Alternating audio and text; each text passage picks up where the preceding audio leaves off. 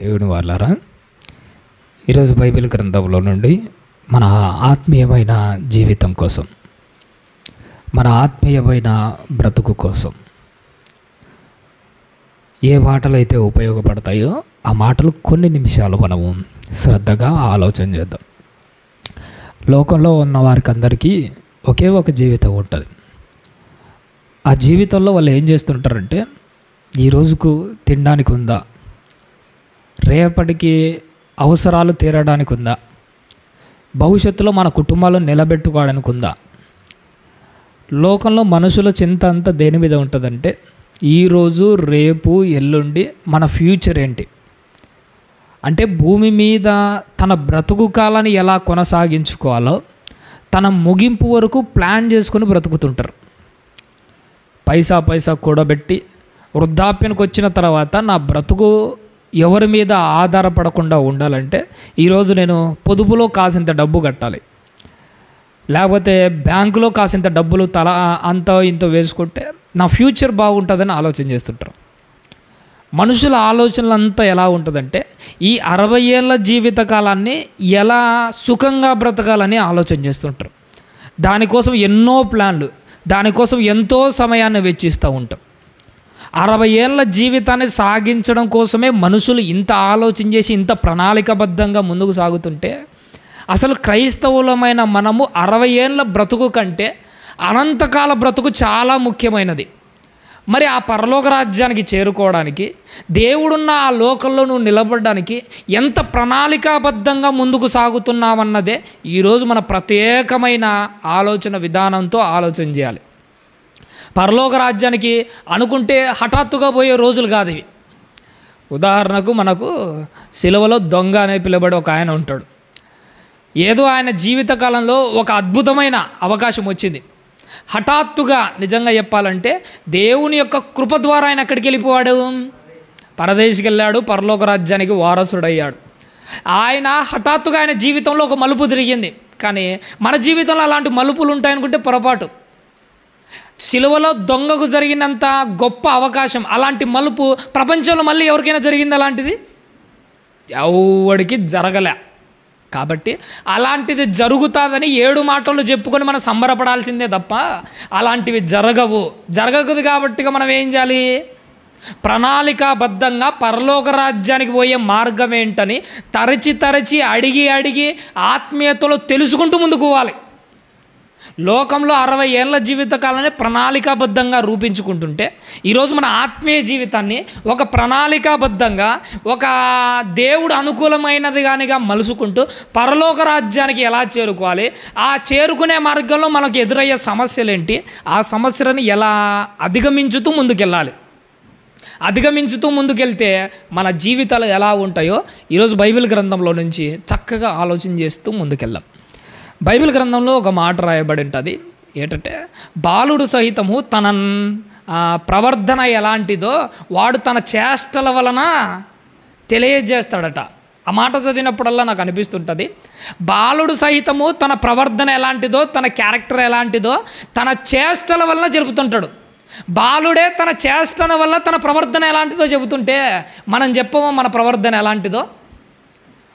చాలా వరకు మనలో ఉన్న గొప్ప లక్షణం ఏంటో తెలుసా? పాపాన్ని, అంటే ఏంటి, మన విరుద్ధమైన క్యారెక్టర్ను బయటపడకుండా చాలా వరకు కప్పుకోవడానికి ప్రయత్నం చేస్తుంటాం. కానీ మనకు తెలియని విషయం ఏంటో తెలుసా? మనం ఎంత కప్పుకోవాలని ప్రయత్నం చేసినా ఆటోమేటిక్గా మన క్యారెక్టర్ను అప్పుడప్పుడు బయట పెడుతూ ఉంటాం. అప్పుడప్పుడు మన స్వభావాలను బయటికి తీస్తుంటాం. బైబిల్లో ఒక మాట అంటాడు యేసుక్రీస్తు వారే, నాయనా ఆ చెట్టు మంచిదో చెడ్డదో మీరు ఎలా కనుక్కోవాలట? దాని ఆకులు చూసి కాదట, దాని పచ్చదనాన్ని చూసి కాదట, దాని ఫలాలను బట్టి చెట్టు ఎలాంటిదో కనుక్కోవాలి. ఆ ఫలాలు ఖచ్చితంగా దాని యొక్క స్వభావాన్ని ప్రస్ఫుటంగా చూపిస్తాయి. అది తినదగిన చెట్ట లేకపోతే పనికి మాలిన చెట్ట. నీ క్యారెక్టరు నా క్యారెక్టరు పైకి మంచోళ్ళ మాత్రం కప్పిపుచ్చుకున్నా కానీ నీ క్యారెక్టర్ చెబుతుంది నువ్వు పరలోక రాజ్యానికి అర్హుడవా కాదా, మన పరలోక రాజ్యానికి దగ్గరగా ఉన్నామా లేదా. అందుకోసమే పక్కనోళ్ళ ఫలాలు బట్టి వాళ్ళ క్యారెక్టర్ని అంచనా వేయడం కాదు. మన గురించి ఏంటి, ప్రభువు చెప్పిన ప్రతి మాటను పక్కనోళ్ళకి అప్లై చేయొచ్చంటాం. ఉదాహరణకు బైబిల్లో ఏమంటాడు, మనుషుల పై రూపాన్ని బట్టి వాళ్ళని అంచనా వేయకండి. శాస్త్రులు పరిచయాల గురించి మాట్లాడుతూ వాళ్ళు తమ రక్షరేకులు వెడల్పు చేసుకుంటారు, వాళ్ళు పైకి భక్తి రూపాలు ధరించుకుంటారు. ఇవన్నీ కొన్ని మాటలు ప్రభు చెప్తాడు. ఆ మాటలు చెప్పిన ప్రతిసారి మనలో కలిగే ఉద్దేశం ఏంటో తెలుసా? మనుషులు పై రూపాన్ని లక్ష్య పెడతారన్నప్పుడు మనం ఎవరినో ఒకరిని మనసులో పెట్టుకుని ఆలోచన చేస్తుంటాం. అదో పలాని ఓడి ఈ వాక్యానికి సరిగా సరితూగినవాడు. దేవుడు ఈరోజు మాట్లాడిన మాట వానికి సెట్ అవుతుంది, దేవుడు ఈరోజు మాట్లాడిన మాట ఈమెకు సెట్ అవుతుందని దేవుని మాట మనకు తప్ప అందరికి అప్లై చేసుకుంటాం.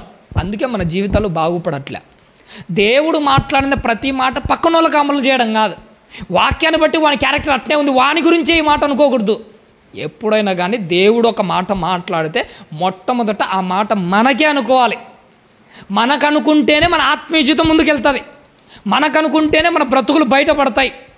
అందుకే ప్రేమన దేవుని వాళ్ళరా, ఈరోజు పక్కనోళ్ళ ఫలితాలను బట్టి వాళ్ళ క్యారెక్టర్ను అంచనా వేయడం కాదు, ఒక్కసారి గుండెల మీద చేసుకొని మన క్యారెక్టర్ను మనమే నెమరు వేసుకుంటూ మన క్యారెక్టర్నే మనమే బయటికి తీసుకొని వస్తూ మనం మంచి ఫలితాలు కాస్తున్నామా లేకపోతే పనికి మాలిన కాని ఫలాలు గడుస్తున్నామో ఒక్కసారి మనల్ని మనమే ఆలోచన చేసుకుందాం. మన క్యారెక్టర్ ఏంటో మన ప్రవర్తనను బట్టే బయటపడుతుంటుంది, మన ఆలోచన విధానాలను బట్టే బయటపడుతుంటుంది. నేను చదువుకునేటప్పుడు బీఈడి చదివేటప్పుడు ఒక మంచి సబ్జెక్టు చదివాను. అది నిజమే జరుగుతుంది. మనకు బాధ కలిగించేవి, మనలో దుర్మార్గమైన ప్రవృత్తి ఒకటి ఉంటుంది. మనం చిన్ననాటి నుంచి భక్తిపరులం కాదు, చిన్ననాటి నుంచి యేసుక్రీస్తు అంత గొప్పగా బ్రతికిన వాళ్ళం కూడా కాదు. మనం కూడా ఒక స్థాయి వరకు పాపంలో ఉచ్చ స్థితికి వెళ్ళిన వాళ్ళమే. ఆ స్థాయిలోకి వెళ్ళిన తర్వాత మన పాపాలేంటో మనకు అర్థమైనాయి, మన క్రూరమైన స్వభావం ఏంటో మనకు తెలిసింది. వాక్యాన్ని బట్టి మనం బ్రతుకులు మార్చుకున్నాం. అప్పుడు ఏం చేసామో తెలుసా? వాక్యాన్ని బట్టి ఆ క్రూరమైన స్వభావాన్ని ఎక్కడో అదిమి లోపల పాతి పెట్టాం. కానీ మనకు తెలియని విషయం ఏంటో తెలుసా? లోపల పాతి పెట్టినది కూడా అప్పుడప్పుడు అనుకోకుండా బయటికి వస్తుంటుంది. మన స్వభావాలు బయటికి కనపడుతుంటాయి. ఎలా కనపడుతుంటాయో తెలుసా? ఒక్కొక్కసారి ఆ స్వభావాలు మన కళల రూపంలో కూడా బయటకు వస్తుంటాయి. అనుకోకుండా హఠాత్తుగా మన నోటిలోంచి కూడా బయటకు వస్తుంటాయి. ఎన్నో రోజులు పాతి పెట్టేది అనుకోకుండా బయటకు వచ్చినప్పుడు గుర్తుపెట్టుకోవాలి, అది ఇంకా నీలో బ్రతికే ఉంది. ఏదో ఒక టైంలో అది బయటికి రావడానికి అవకాశం ఉంది. కాబట్టిగా నేనేం చేస్తున్నది తెలుసా? దీనిని జాగ్రత్తగా పసిగట్టుతూ ఉండాలి. ఆ స్వభావాన్ని బయటికి తీయడానికి ప్రయత్నం చేయాలి. ఎందుకంటే ఎప్పటికీ అది లోపలనే ఉంటుంది. ఎన్ని రోజులు లోపల పెట్టుకోలేం పాపాన్ని. మన క్రూరమైన మృగాన్ని పూర్తిగా బయటికి పంపించాలి. దానికి మార్గం ఏంటి? మనమే చిన్నప్పుడు ఒక కథ చదివింటాం. ఏంటంటే ఒక కాకిట నీటికి దప్పిగా అవుతుంటే చిన్న చిన్న రాళ్ళు తీసుకుని వచ్చి కుండలో వేసేదట. ఆ కాకి కుండలో వేసిన ప్రతిసారి నీళ్ళు ఏమైపోయేట రాళ్ళకేటుకు పైకి వచ్చేవి. అలానే రాళ్ళు వేసి వేసి వేగా నీళ్ళు పైకి వస్తాయి. పైకి రాగానే ఏం చేసింది? అది నీళ్ళు తాగేసి వెళ్ళిపోయింది. దీనినే కాస్త మన ఆత్మీయంగా అమలుపరుచుకుందాం.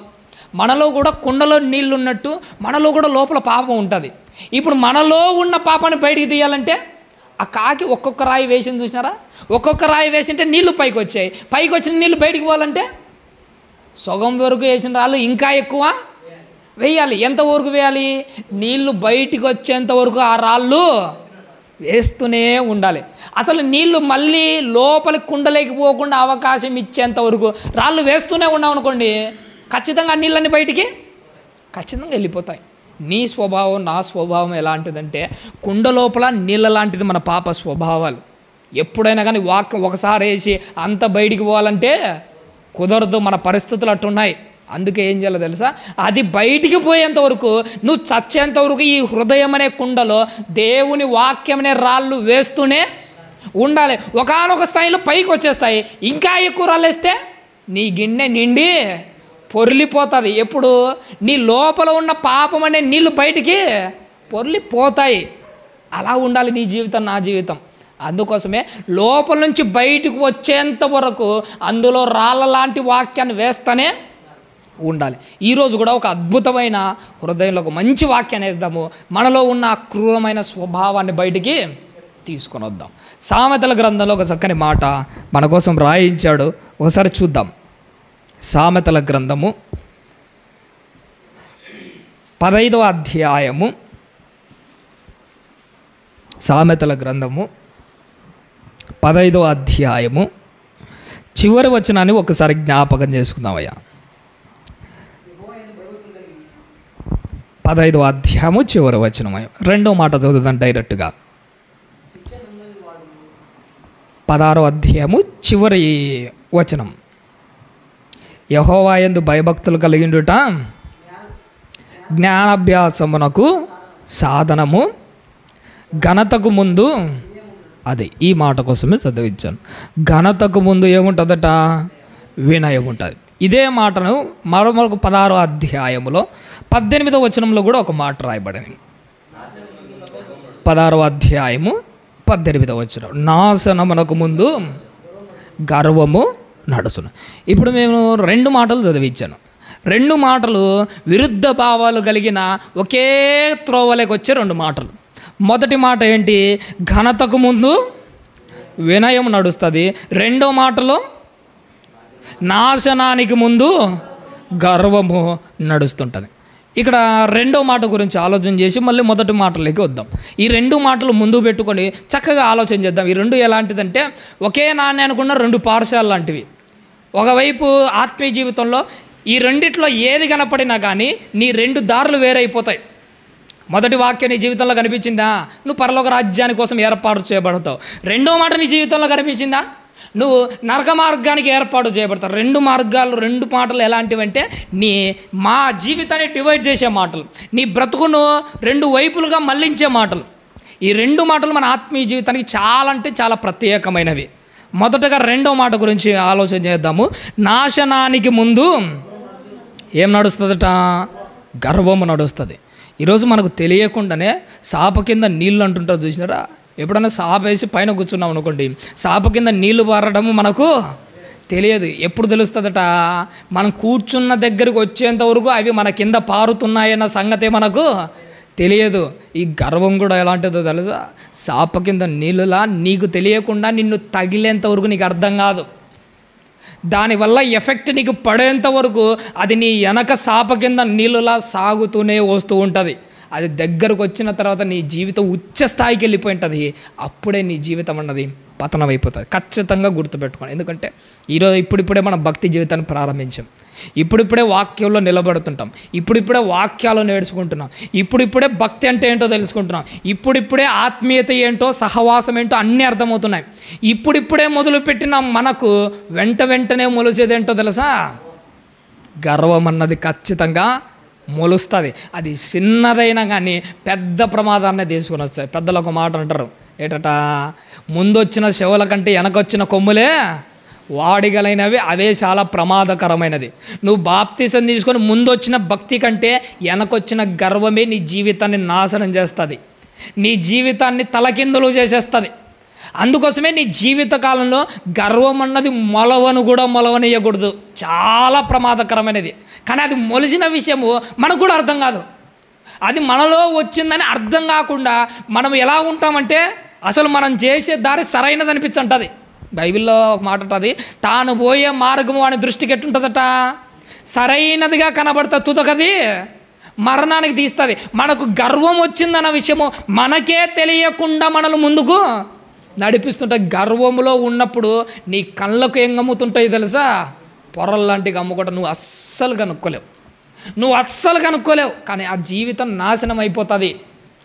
మనకు చరిత్రలో ఒక ఆయన కనపడతాడు. ఇప్పుడు లోక సంబంధమైన ఒక చరిత్ర చెప్తాను, దాని తర్వాత బైబిల్ గ్రంథంలో ఒక చరిత్ర చెప్తాను. ఈ ఇద్దరి జీవితాలు చాలా దగ్గరగా ఉంటాయి. లోకంలో ఒక చరిత్ర, అది కథ కాదు కానీ నిజంగా చరిత్ర. మనకు స్వాతంత్రం వచ్చే టైంలో జర్మనీని ఛాన్సలర్ అని ఒకడు పరిపాలించాడు. ఆడి పేరు ఏం పేరంటే హిట్లర్. అడలో ఉన్న క్రూరమైన స్వభావం ఏంటంటే ప్రపంచాన్ని మొత్తము నేనే పరిపాలన చేయాలి, నేనే రాజు కావాలి, అందరూ జర్మనీ పాలన కిందనే ఉండాలి. ఆడి యొక్క ఫీలింగ్ ఎలాంటిదో తెలుసా? బలమున్నోడిదే రాజ్యం. ఎవడికైతే అధిక బలం ఉంటుందో, ఎవడైతే ప్రపంచాలు ఏలే సత్తా ఉంటుందో వాడికి మాత్రమే ప్రపంచాన్ని ఏలే ఒక హోదా ఉన్నట్టు. బలవంతునిదే రాజ్యం అని హృదయంలో గర్వంతో ఏం చేసాడో తెలుసా? ప్రపంచాలన్నిటిని ఒక్కొక్కటి జయించాలి ముందడుగు వేస్తున్నాడు. ఆడు చేసిన క్రూరమైన స్వభావం ఏంటో తెలుసా? ఆడు యూదులను ఊచకోతకు వస్తాడు. ఎంత దారుణంగా చంపుతాడంటే అడ్విస్ అని ఒక భయంకరమైన క్రూరమైన చావులు కొన్ని ఉంటాయి. ఎలా ఏంటంటే వాటిని ఒక పెద్ద రూమ్ లాంటిది ఉంటుంది. వాడు చంపే విధానాలు కొన్ని లక్షల మందిని స్పాట్లో చంపేవాడు, నిమిషాలలో చంపేవాడు.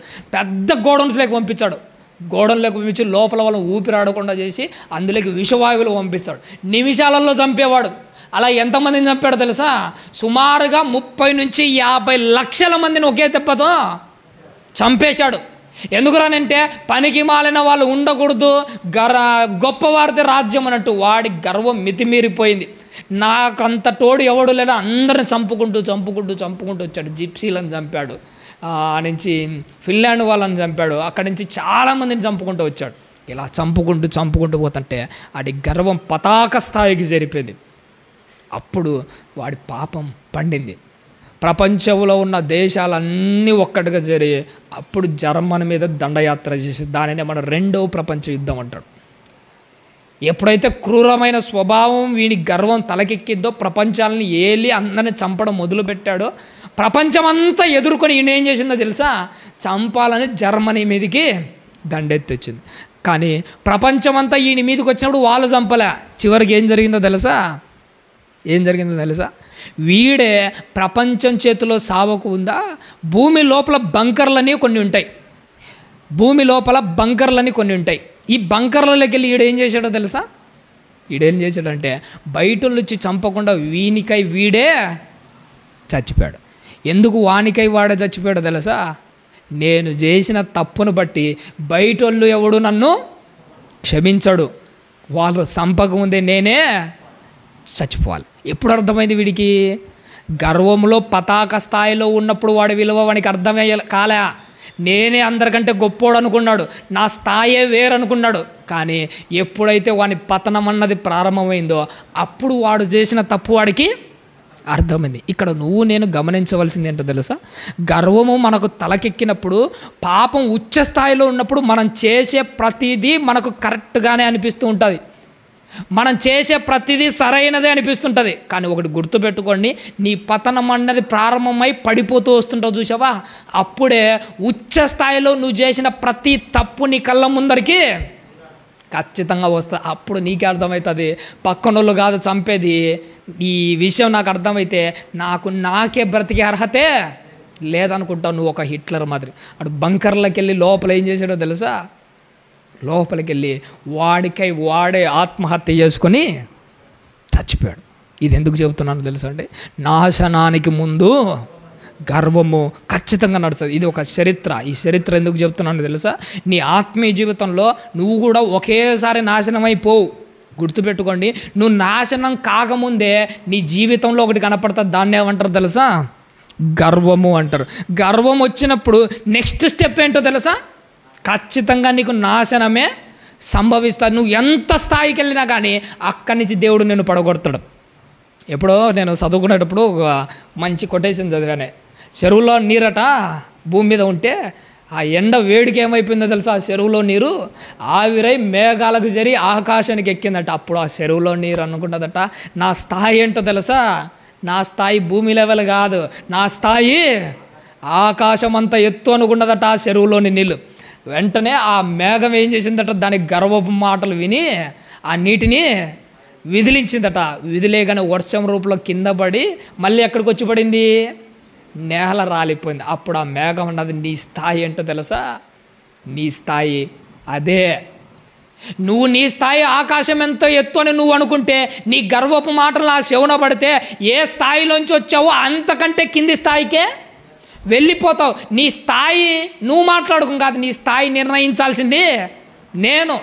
ఎప్పుడైనా కానీ నీ గర్వపు మాటలు గుర్తుపెట్టుకోండి. నా స్థాయి ఓ అన్నావంటే ఆ మాటలు దేవుని చెవున పడ్డాయంటే నీ స్థాయి గురించి మాట్లాడేటప్పుడు నీ స్థాయి మళ్ళీ కిందికి వచ్చి పడుతుంది. ఎంత స్థాయికి వచ్చి పడతావో తెలుసా? అగత్పాతాళానికి ఖచ్చితంగా మనం దిగజారే పోతాం. క్రైస్తవ జీవితాల్లో గుర్తుపెట్టుకోండి, మనకు ఎప్పుడు గర్వంతో కూడిన స్థాయి అన్న మాటలు రాకూడదు. ఓపెన్గా ఒక మాట చెప్పమంటారండి, అసలు మన జీవితకాలంలో స్థాయి గురించి మాట్లాడే స్థాయి అయినా మనది? లోకంలో మన బ్రతుకులు ఎలాంటివి? ఓపెన్గా ఒప్పుకుందాం. లోకంలో మన బ్రతుకులు ఎలాంటివి? మనకు విలువ ఉండేదా? లోకంలో ఎందుకు లేండి, ఊర్లో ఎందుకు? నిజంగా ఓపెన్గా చెప్పుకోవాలంటే మన కుటుంబంలో కూడా మనకు ఒకప్పుడు విలువలు లేవు, మన ఇంట్లో విలువలు లేవు, మన ఊరిలో విలువలు లేవు, మనల్ని ఎవడు లెక్క చేసేవాడే కాదు. అలాంటి మనల్ని ప్రేమించి దేవుడు సంఘంలో నిలబెట్టి బాప్తిజం ఇప్పించి నీకంటూ ఒక క్యారెక్టర్ని బిల్డ్ చేసి నిన్ను ఒక స్థాయిలో పెడితే ఇప్పుడు నువ్వు వచ్చేవని మాట్లాడుతుంటావు. నా స్థాయి ఏంటో తెలుసా? ఏది నీ స్థాయి? ఒకప్పుడు వీధిలో కుక్కలాగా తిరిగే బ్రతుకులు మనవి. అలాంటివి తీసుకొని వచ్చి సింహాసనం మీద కూర్చోబెట్టేసరికి స్థాయిల గురించి మాట్లాడాలా? ఎక్కడ స్థాయిల గురించి మాట్లాడకూడదు. ప్రత్యేకంగా దేవుని దగ్గర అస్సలు మాట్లాడకూడదు.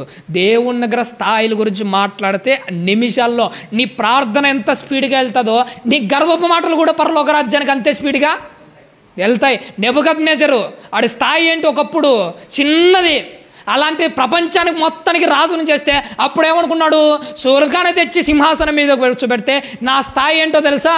ఇది నా స్థాయి అన్నాడు. ఆ గర్వపు మాటలు దేవుని చెవున పోయాయి. ప్రార్థన చేస్తేనే అంత స్పీడ్గా వెళ్తుంది అనుకోవద్దు. నీ గర్వపు మాటలు కూడా దేవుని సన్నిధానికి అంతే స్పీడ్గా వెళ్తాయి. ప్రతిఫలం చాలా వేగంగా వస్తుంది. గర్వము తలకెక్కకుండా మనము ఖచ్చితంగా చూసుకోవాలి. కాబట్టి ప్రేమ దేవుని వాళ్ళరా, నాశనానికి ముందు గర్వము నడుస్తుంది. నిన్న అనిల్ అన్న గారు స్వార్థకి వెళ్ళేటప్పుడు ఒక మంచి మాట అన్నాడు. దేవుని దయ వల్ల మనం రోజు పరిచర్యకి వెళ్తున్నాం. అది దేవుని యొక్క మహాకృప. దేవుడు తన పనిలో మనల్ని వాడుకుంటున్నాడు. నిన్న నేను కూర్చొని వాక్యం వినేటప్పుడు ఒక మంచి మాట అన్నాడు. నిజంగా అవసరం మనకెందుకు గర్వము అన్నాడు. నాకు అర్థం కాలే. ఏటి మన బ్రతుకు ఏంటన్నాడు. ఏటి మన బ్రతుకు? నీటి మీద బొడగ లాంటిది. ఈరోజు ఉంటాం మనము, రేపు ఉంటామో ఉండమో తెలియదు. ఊపితే ఆరిపోయే బ్రతుకులు మనవి, గాలిలో ఎగిరిపోయే దీపాలు లాంటివి మన బ్రతుకులు. అలాంటివి మనకు అవసరమా గర్వాలు? అలాంటివి మనకు అవసరమా ఎగిసిపడే ఆ మాటలు? గుర్తుపెట్టుకోండి, గర్వపు మాటలు నోటికి ఎప్పటికీ రానేయకూడదు. మనం డైరెక్ట్గా మాట్లాడకపోయినా కానీ ఇండైరెక్ట్గా అవి అప్పుడప్పుడు మన నోట్లో నుంచి బయటకు వస్తూనే ఉంటాయి. నీ నోట్లో నుంచి రాకుండా కానీ నీ మనసులో నుంచి కూడా ఒక్కొక్కసారి వస్తుంటాయి. జాగ్రత్తగా ఉండాలి. ఒకనొక టైంలో ధనవంతుని యొక్క పంట బాగా పండిందట. పంట పండగానే ఆడి నోరు కాదు మాట్లాడింది, ఆడి మనసే మాట్లాడింది. గుర్తుపెట్టుకొని అన్నీ బాగున్న తర్వాత నీ నోరు మాట్లాడకముందే నీ మనసే గర్వపు మాటలు ఆటోమేటిక్గా మాట్లాడుతుంది, ఖచ్చితంగా మాట్లాడుతుంది. కాబట్టి నీ జీవిత కళను నువ్వు తెలుసుకోవాల్సింది ఏంటో తెలుసా? గర్విష్ఠుల జీవితం ఏమైపోతుందో బైబిల్ నందు చదివి తెలుసుకోవాలి. ఇందాక హిట్లర్ అనేవాడి గురించి చెప్పాను కదా. ప్రపంచానంతా నా చెప్పు చేతుల్లో కింద పెట్టుకుంటున్నాను అని బ్రతుకు ఏమైపోయింది? గర్వం తలకెక్కితే ఆడు భూమిలో తలవాల్సక తప్పలేదు. వాడికి పట్టిన గతే ప్రతి ఒక్కరికి పడుతుంది.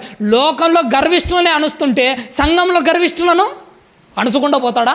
సంఘంలో మా కథే వేరు అనుకున్నవాన్ని తొక్కి నారదిస్తాడు ఖచ్చితంగా దేవుడు. కాబట్టి ప్రేమ దేవుని వారలారా, ఎట్టి పరిస్థితిలో నేనే అన్న మాట మాత్రం ఎట్టి పరిస్థితిలో రాకూడదు, రానివ్వకూడదు. అందుకే బైబిల్ గ్రంథంలో అదే సామెతల్లో ఒక మాట అంటాడు చూడండి. 21వ అధ్యాయము 12వ వచనాన్ని ఒకసారి చూద్దాం. సామెతల గ్రంథము 21వ అధ్యాయము 12వ వచనము. నీతిమంతుడైన భక్తిహీనుడు 21వ అధ్యాయము 12వ వచనం. నీతిమంతుడైన వాడు భక్తిహీనుని ఇల్లు ఏమైనది కనిపెట్టును అంటున్నాడు. చూసాడు? చాలు. నువ్వు నీతిమంతునిగా ఉండాలంటే నువ్వు చేయవలసింది ఏంటో తెలుసా? భక్తిహీనుని ఇల్లు ఏమైపోయిందో కనిపెట్టాలి. ఎందుకు? భక్తిహీనుని ఇల్లు ఎలాంటిదో తెలుసా? బైబిల్ అంతా చదివిన తర్వాత భక్తిహీనుని ప్రారంభ స్థితి ఉచ్చ స్థితిలోనే ఉంటుంది. ప్రారంభ స్థితి బాగా ఒక రేంజ్ బౌన్స్లోనే ఉంటుంది. వాడి జీవితం ఒక ఉన్నతమైన స్థాయిలో ఉన్నట్టే కనపడుతుంది. కానీ గుర్తుపెట్టుకోండి, భక్తిహీనుడి ప్రారంభ స్థాయి ఉచ్చ స్థితిలో ఉంటుంది. కానీ ఆ ఉచ్చ స్థితికి వెళ్ళిన తర్వాత వాడి జీవితం పతనమైపోతూ ఖచ్చితంగా వస్తుంది. హామాన్ అని బైబిల్ చరిత్రలో ఒకడు కనపడుతుంటాడు. ఆడే భక్తిహీని ఇంటికి నిలువెల్లు నిదర్శనం. భక్తిహీని ప్రారంభ స్థాయి ఎట్టుంటుంది? ఉచ్చ స్థితిలోనే ఉంటుంది. హామాను కానీ మొదటి స్థితి ఎట్టుంది? ఉచ్చ స్థితిలోనే ఉంది. కానీ ఎప్పటికీ వాడు అట్నే ఉన్నాడా? వాడి గర్వం తలకెక్కినప్పుడు ఉచ్చ స్థితిలో నుంచి పడిపోవడం అన్నది మొదలు పెట్టాడు. ఆ తర్వాత ఒక స్టెప్పు పడిపోతూ ఒకేసారి వాడి జీవితం సమూల నాశనమై పోయింది. ఇక్కడ నువ్వు గుర్తుపెట్టుకోవాల్సింది ఏంటో తెలుసా? ఎప్పుడైతే నీ గర్వం మొలుస్తుందని నీకు అర్థమవుతుందో భక్తిహీనుని ఇల్లు ఏమైపోయిందో ఒక్కసారి కనిపెట్టు. ఎందుకంటే వాడికి పట్టిన గతే నీకు పడుతుంది. వానిలో మొలిసిన గర్వం నీలో మొలిచినప్పుడు వానికి పట్టిన గతి నీకు ఎందుకు పట్టదు? వాని ఇంటికి పట్టిన గతి నీ ఇంటికి ఎందుకు పట్టదు? వాడికి జరిగిన శిక్ష నీకు ఎందుకు జరగదు? అందుకే నీతిమంతుడమైన నువ్వు నేను ఏం చేయాలో తెలుసా? ఖచ్చితంగా భక్తిహీనుల ఇండ్లు ఏమైపోయేది ఖచ్చితంగా కనిపెట్టాలి. ఒక హామాను గారి జీవితం ఏమైపోయిందో కనిపెట్టు. ఒక హిట్లర్ గారి జీవితం ఏమైపోయిందో కనిపెట్టు. ఒక ఇస్కరియోతు యూదా గారి జీవితం ఏమైపోయిందో కనిపెట్టు. వాని జీవితాలు కనిపెట్టి వాళ్ళ బ్రతుకులను అర్థం చేసుకొని నీ బ్రతుకు అలా మళ్ళీపోకుండా చూసుకోవాలి. అలా గర్వపు మాటలు తలకెక్కకుండా నువ్వు నేను గమనిస్తూ ఉండాలి. ప్రేమైన దేవుని వాళ్ళరా, అందుకే దేవుడు ఏమంటున్నాడంటే, మళ్ళీ చదవయ్యా, నీతిమంతుడైన వాడు భక్తిహీనుని ఇండ్లు ఏమైపోయినది ఖచ్చితంగా కనిపెడతాడు. కనిపెట్టి ఏం చేస్తాడో తెలుసా? వాడు నాశనం అయిపోయింది అనుకోడు. ఏమనుకుంటాడో తెలుసా? అమ్మో వాడి మాదిరి ఉంటే నా బ్రతుకు కూడా ఇంతే. నాశనం అయిపోయిన వాడిని ఒక్కసారి జ్ఞాపకం చేసుకొని వాడు చూసి నువ్వు ఎప్పటికీ ముచ్చటపడకూడదు, సంబరపడకూడదు. వాడు నాశనం అయిపోతే వాడిని చూసి మొదట నీ బ్రతుకును సరిదిద్దుకో. వాడి జీవితాన్ని బట్టి నీ జీవితాన్ని సెటరేట్ చేసుకో. ఎందుకంటే మొదట వాడు నీకంటే ముందు పోతున్నాడు, వాడి తర్వాత నువ్వే పోతావు. అందుకే నీ జీవిత కాలంలో బైబిల్లో దేవుడు చెప్పిన ఒక విలువైన మాట ఏంటో తెలుసా? నాశనానికి ముందు గర్వము నడుస్తుండే. అంటే వీడు నాశనం అయిపోతాడు ఒక 10 సంవత్సరాలకు అనుకోండి. ఈ సంవత్సరంలో వాళ్ళలో ఏం కలుగుతుంటుంది? గర్వం అన్నది ఖచ్చితంగా ఉంటుంది. ఒక మాట చెప్పమంటారంటే, నాశనానికి ముందు గర్వం నడుస్తుంది, గర్వానికి ముందు ఎప్పటికైనా అపవాది నడుస్తూనే ఉంటుంది. వాడి దారిలో ఎవడైతే నడుస్తాడో వానికి మాత్రమే గర్వం అన్నది వస్తుంది. గర్వం వచ్చిన వాడికి నాశనం వస్తుంది. దానికి ప్రత్యేక నిదర్శనం ఏంటంటే భక్తిహీనుని ఇల్లే నిదర్శనం. భక్తిహీనుడు అంటే వాడిని వినేందుకు చూడము, డైరెక్ట్ భక్తిహీనులకు అందరికీ తండ్రి అయిన వాడిని అపవాదిని చూస్తేనే అర్థమవుతుంది. ఒకప్పుడు పరలోక రాజ్యంలో వాడి స్థాయి ఎట్టుండేది, వాడి హోదా ఎట్టుండేది. వాడు అంత స్థాయిలో పెట్టిన తర్వాత స్థాయిల గురించి మాట్లాడాడు. వాడు నా కథ ఏంటి, నా జీవితం ఏంటి, నా స్టేటస్ ఏంటని మాట్లాడాడు. అప్పుడే గుర్తుపెట్టుకోండి, వాడి స్థాయి గొప్పదైన తర్వాత కూడా స్థాయి గురించి మాట్లాడాడు. అందుకే ఆడి గర్వమే వాడిని ఏం చేసింది? అగత్పాతాళానికి పంపించింది. ప్రవణ దేవుని వారు భక్తిహీనుని ఇల్లు అంటే ఏంటి? అపవాది వాని ఇల్లు ఏమైపోయిందో ఒక్కసారి గమనించు. వాడి పూర్వ వైభవం ఏంటి? భక్తిహీనుని మొదటి స్థితి ఉచ్చ స్థితిలోనే ఉంటుంది, కానీ ఎప్పటికీ అది స్థిరమైనది కాదు. మొదట పైకి వెళ్తాడు, కానీ మెల్లిగా పతనమైపోతూ ఉన్న స్థాయి కంటే చాలా దారుణమైన కిందికి పడిపోతాడు. దానికి ప్రత్యక్ష నిదర్శనమే అపవాది. వాడు పరలోకంలో గర్వం మొదలుపెట్టాడు, వాడి స్థాయి ఎంతవరకు దిగజారిపోయింది? పాతాళమంత లోతుకు దిగజారిపోయింది. వాడికే గర్వం మొలిస్తే పరలోకంలో ఉండనివ్వలే, మరి నీకు నాకు గర్వం మొలిస్తే నన్ను ఉండనిస్తాడా? నన్ను కూడా ఉండనివ్వడు. కానీ క్రైస్తవ జీవిత కాలంలో దీన్ని ఎప్పటికీ మనం మర్చిపోకూడదు. ఎందుకంటే మొదట మనకు తెలియాలి, క్రైస్తవ జీవితంలో మనకు అర్థమైతేనే మన బ్రతుకులు నిలబడతాయి. ప్రేమైన దేవుడు మరలా లేకపోతే నీ జీవితం నిలబడుతూ నా జీవితము ఖచ్చితంగా నిలబడదు. మరి రెండో మాట కూడా ఒక మాట ఉంది, అదే సామెతల గ్రంథంలో 15వ అధ్యాయము చివరి వచనంలో అదే మాట చూడండి. సామెతల గ్రంథము 15వ అధ్యాయము చివరి వచనము, ఘనతకు ముందు వినయముండును అంటున్నాడు. చూసాడా సాలయ్య? ఇందాక నాశనానికి ముందు గర్వము నడుస్తే ఘనతకు ముందు వినయం ఉంటుంది. నీ జీవితకాలంలో క్రైస్తవ జీవితంలో నీకు నాకు ఉండాల్సిన మొదటి విషయం ఏంటో తెలుసా? వినయం. భక్తిహీనుని ఇల్లు ఎలా నాశనం అయిపోతుందో అపవాదం చూసి నేర్చుకో. అదే ఒక వినయం కలిగిన జీవితం యొక్క ఘనత ఎలా స్థాయికి వెళ్తుందో అందరినీ కాదు, యేసుక్రీస్తు అని చూసే తెలుసుకో. మొదట ఆయన స్థితి ఏంటి, ఆయన గొప్పతనం ఏంటి, పరలోకంలో ఆయన స్థాయి ఏంటి. అలాంటి ఆయన భూమి మీదకి వచ్చి దేవుడు ఏ మాట చెప్తే ప్రతి మాట సరే అన్నాడు తప్ప నేను చెయ్యను, నా వల్ల కాదని ఒక్క మాటన్నా మాట్లాడా? గుర్తుపెట్టుకోండి, దేవుడు ఒక మాట చెబితే, దేవుని పని నీ దగ్గరకు వస్తే కరెక్ట్గా నీలో నాలో కనిపించాల్సింది ఏంటో తెలుసా? వినయం. సరే ప్రభువా నేను చేస్తానని ఆ మాటకు నేను తల దించాల్సిందే. అది మనుషుల మాటలు కాదు, మనుషుల పనులు అంతకంటే కాదు, అది దేవుని మాట. ప్రభు అయిన యేసుక్రీస్తు స్థాయి అంత గొప్పగా ఉన్న భూమి మీదకి వచ్చిన తర్వాత వినయ విధేయతతో దేవుని ఎదుట ఎలా మసులుకుంటూ వచ్చాడో, ఇలా మసులుకున్నందుకు ఆయనకు వచ్చిన ప్రతిఫలం ఏంటి? పరలోక రాజ్యంలో ఆయన ఘనత, 3 లోకాలకు చక్రవర్తిగా ఆయన స్థాయి, అంత స్థాయి తెచ్చిపెట్టింది ఏంటో తెలుసా? ఘనతకు ముందు వినయము ఖచ్చితంగా నడుస్తా. నీ జీవిత కాలంలో నీకు కూడా ఘనత కావాలంటే ఎక్కడ? భూలోకంలో ఘనతల గురించి ఆలోచన చేయకూడదు, పట్టించుకోకూడదు. భూలోకంలో ఘనతలు మనకు అక్కరే లేదు. భూలోకంలో ఘనత కాదు, నీ వినయము పరలోకంలో నీకు ఘనత తీసుకురావాలి. నీ వినయము పరలోకంలో నేను గొప్ప చేయాలి. నీ వినయమే నేను పరలోకంలో దేవుడే పొగిడే విధంగా ఉండాలి. ఎంత వినయం కలిగిన వాడురా, నా ఇల్లంతలో నమ్మకమైన వాడని మోషే గురించి ఎట్టయితే అన్నాడో, నీ గురించి నా గురించి ఏమన్నాడో తెలుసా? అనాలో తెలుసా? ఎంత వినయం కలిగిన వాళ్ళయ్యా వీళ్ళంతా. నా మాట అంటే తూచా తప్పకుండా చావైనా కానీ సరే అన్న ఓడియుడు. అలాంటి కదా మాటలు మన గురించి మాట్లాడాల్సింది. ఘనతకు ముందు వినయము ఖచ్చితంగా నడుస్తుంది. ఒకప్పుడు ఎస్తేరు గారి జీవితం ఎలాంటిదో నిజంగా చెప్పాలంటే, బానిస బ్రతుకులు వాళ్ళందరికీ కుక్కలాంటి జీవితాలు, చచ్చినా బ్రతికినా ఎవడు పట్టించుకునేవాడు కాదు. కానీ దేవుడు ఎస్తేరులో చూసింది ఏంటో తెలుసా? వినయం. వినయం. ఆయనలో ఉన్న నమ్మకం ఏంటో తెలుసా? ఏ స్థాయిలో ఉన్నా కానీ ఆయన వినయంలో స్థాయి మాత్రము మారదు. ఈమె పడిపోయిన స్థితిలో అంటే బానిస బ్రతుకుల్లో ఉంది, అప్పుడు వినయమే ప్రదర్శిస్తుంది. ఒక ఉన్నత స్థాయికి వెళ్ళినా కానీ వినయంలో మాత్రం తేడా రాదు. ఎస్తేరులో కనిపించిన వినయం ఈరోజు నీలో నాలో కనిపించాలి. ఎంత వినయం ఉండాలో తెలుసా? నీ స్థాయి మారినా కానీ వినయంలో స్థాయి మారకూడదు. నీ పొజిషన్ మారినా కానీ దేవుని మాటకు సరే అనడం విషయంలో మాత్రము తప్పిపోకూడదు. అందుకోసమే నీ జీవితకాలంలో నా జీవితకాలంలో గుర్తుపెట్టుకోవాలి, ఘనతకు ముందు వినయం నడుస్తుంది. ఆ వినయము నీతిమంతుని ఇండ్లు చూసి తెలుసుకో. పడిపోవడము భక్తిహీనుని ఇల్లు చూసి నేర్చుకో. అదే ఘనత గురించి నువ్వు తెలుసుకోవాలనుకుంటే ఒక ఎస్తేరు జీవితాన్ని ముందు పెట్టుకొని చూడు. వాళ్ళ జీవితాన్ని వీళ్ళ జీవితం ఎందుకు అనుకుంటున్నావా? ఒక్కసారి ప్రభు అయిన యేసుక్రీస్తు వారి జీవితాన్ని ముందు పెట్టుకొని ఖచ్చితంగా చూడాలి. అప్పుడే నీ జీవితం నా జీవితం ఏమైపోతుంటుందో తెలుసా? పెరిగిపోతుంటుంది.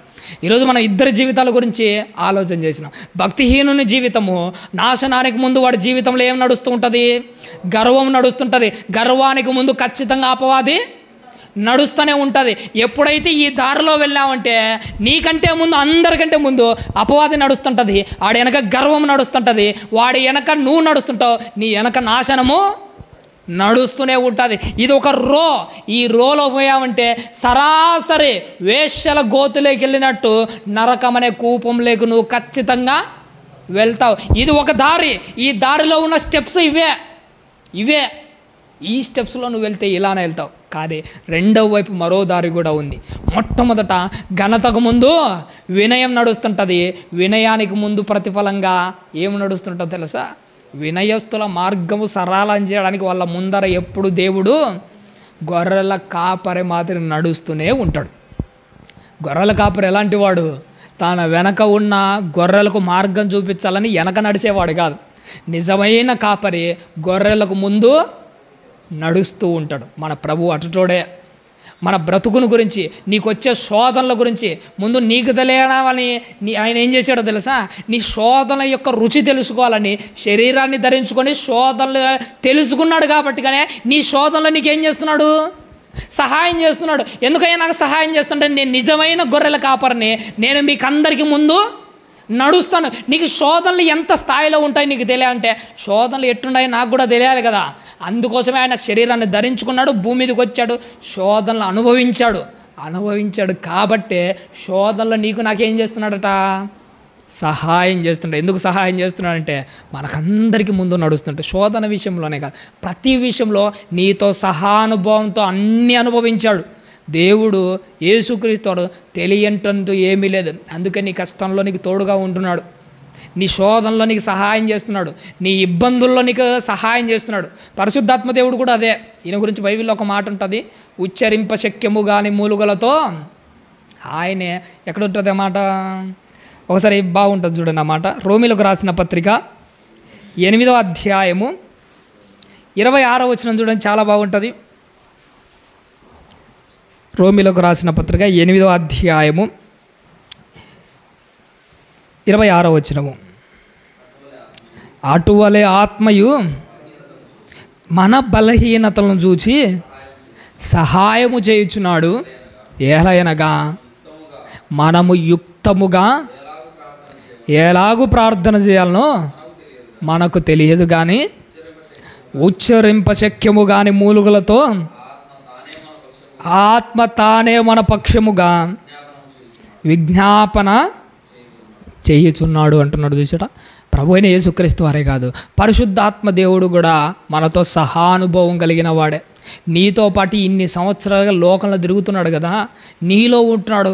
నీలో ఉంటున్న ఆయనకు నువ్వు పడుతున్న మదన ఏంటో నీకు ఆయనకు తెలియకుండా పోయింటుందా? నీలో ఉంటున్న పరిశుద్ధాత్మ దేవునికి నువ్వు అనుభవిస్తున్న శోధనలు ఏంటో అనుభవం లేకుండా ఉండింటుందా?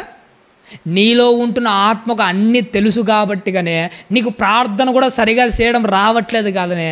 అందుకే ప్రభు ఏమంటున్నాడు, ఉచ్చరింప శక్యము కలిగిన మూలుగులతో నీ పక్షాన ఆయన మొర పెడుతున్నాడు. ప్రభు వాడు బాప్తిసం తీసుకొని నీలోకి వచ్చాడు. నీలోకి వీడు వచ్చాడని నేను వాడిలోకి వచ్చాను. వాడిలోకి వెళ్ళిన తర్వాత వాడు పడుతున్న మదన ఏంటో నాకు అర్థమైంది. వాడు పడుతున్న శోధనలో, ఆ శోధనలో వాడు పడిపోతూ నలుగుతున్న విధానాలు ఏంటో నాకు అర్థమైంది. వాడికి సహాయం చేయి ప్రభువా. వాడికి సరిగా ప్రార్థన చేసేది కూడా రావట్లేదయ్యా. అందుకోసమే ఆత్మ ఉచ్చరింప శక్యము కాని మూలుగులతో మన కోసము ప్రార్థన చేస్తుంది. అందుకోసమే మన ప్రార్థనలు విని శోధనలోంచి నేను బయటపడే మార్గాలు అకస్మాత్తుగా నీ కళ్ళ ముందరికి ఎందుకు వస్తున్నాయి? కారణం ఏంటో తెలుసా? నువ్వు ప్రార్థన చేసినందుకు కదా మార్గం వచ్చింది. నీలో పరిశుద్ధాత్మ దేవుడే నీ పక్షాన నా పక్షాన మొర పెడుతున్నాడు. నిజమైన కాపర్లు మన ప్రభువైన యేసుక్రీస్తు వారు, పరిశుద్ధాత్మ దేవుడు.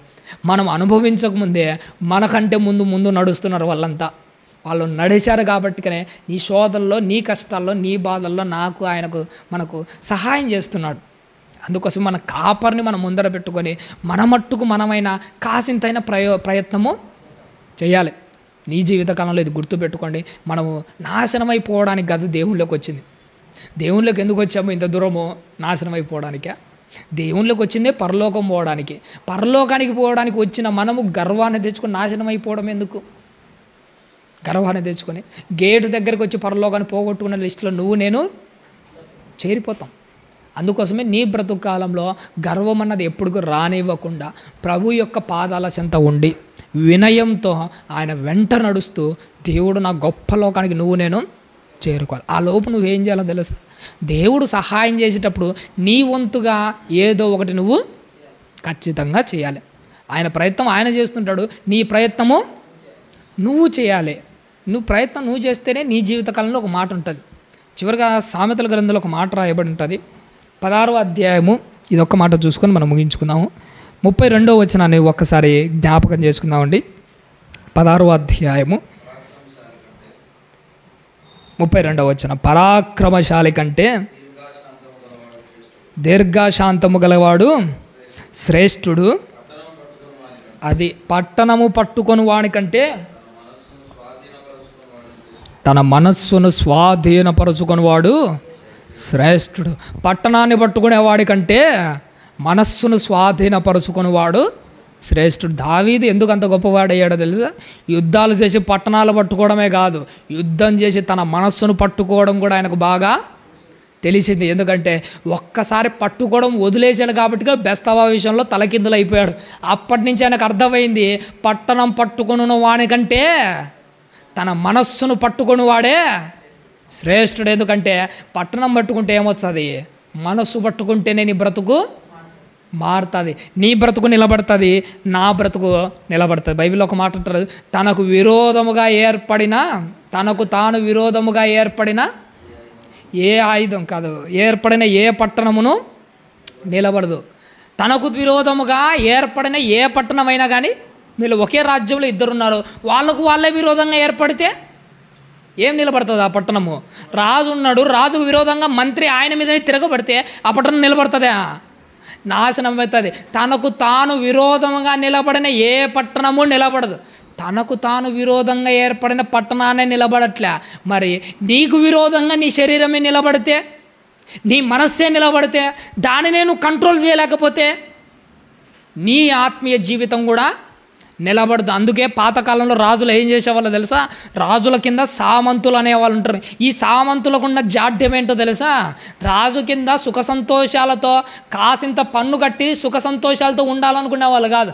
సామంతులమైన మేము కూడా పరిపాలన చేయాలన్న ఆలోచన ఒక్కోసారి మొలుస్తూ ఉంటుంది. అందుకోసం ఏం చేస్తున్నాడు? సామంతులు ఉన్నట్టుండి రాజు మీద తిరగబడతాడు. వెంటనే రాజు ఏం చేస్తాడో తెలుసా?